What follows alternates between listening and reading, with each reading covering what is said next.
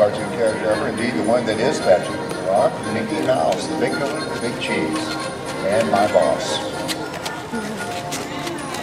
By the way, Mickey's not always been called Mickey. Originally, his name was Mortimer Mouse.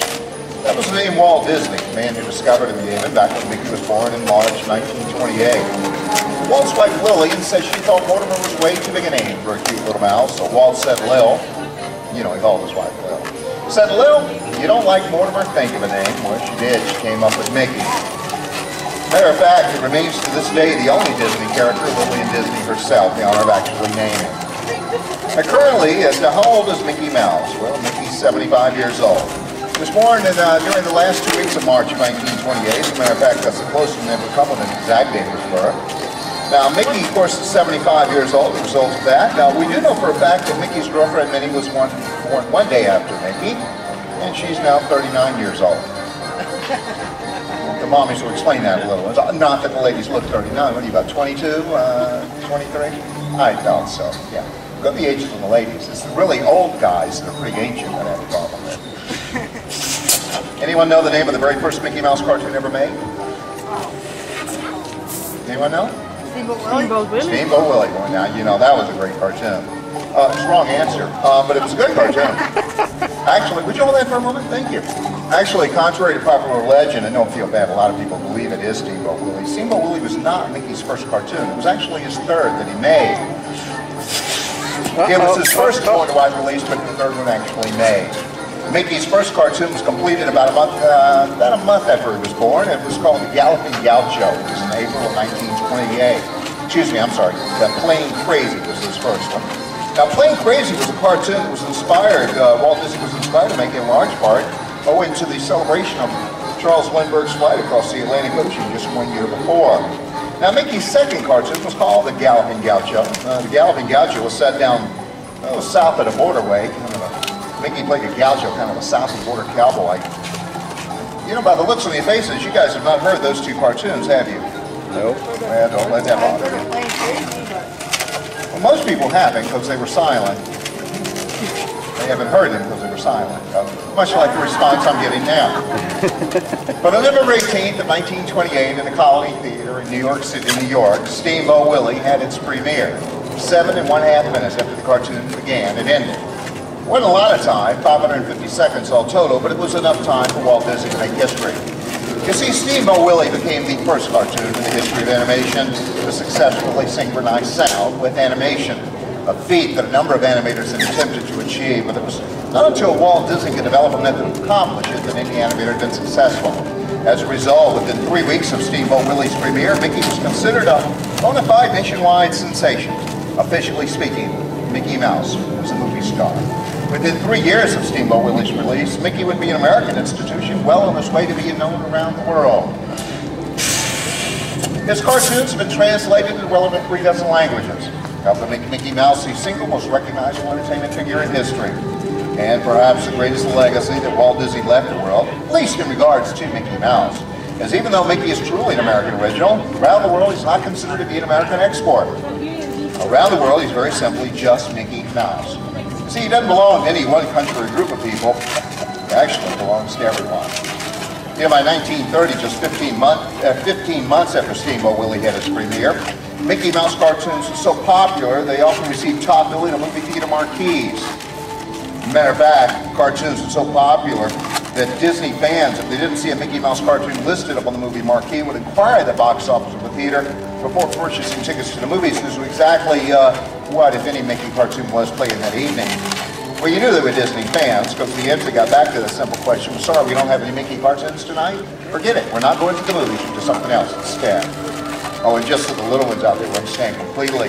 Back in the olden days, back in the 1930s when I was a child, if you wanted to watch a Mickey Mouse cartoon, the only way to do that was to go to the movies. You kids know why? That's right, no television at all. We didn't have a TV then, but we did have a big screen in the movie theater, and even today that's the best way to enjoy animation. The only bad thing in the old days to change channels, I had to get up and move to a new theater.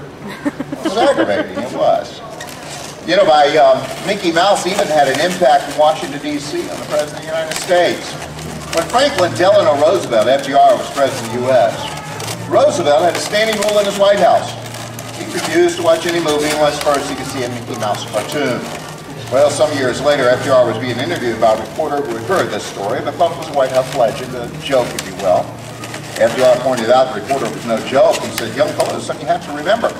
Roosevelt stated when he became president of the United States, we were in the depths of the Great Depression. He said, "We've gotten out of the Depression, but now we're in the middle of World War II, and frankly, there's plenty for us to worry about." FDR said it was time to relax for him with a little movie. He said, going into a theater, he didn't know if that movie make him laugh or cry, didn't even know if that movie was good or even bad. But the one thing he did know, for the first 5 or 10 minutes, he'd be laughing real hard at a Mickey Mouse cartoon. Now that's a strong statement the President of the United States to make. Now for those of you that came up late, my name is Andy Mation. I'm a Balloonimator, and right now that's what I'm doing. I'm balloonimating, balloon animating, if you will.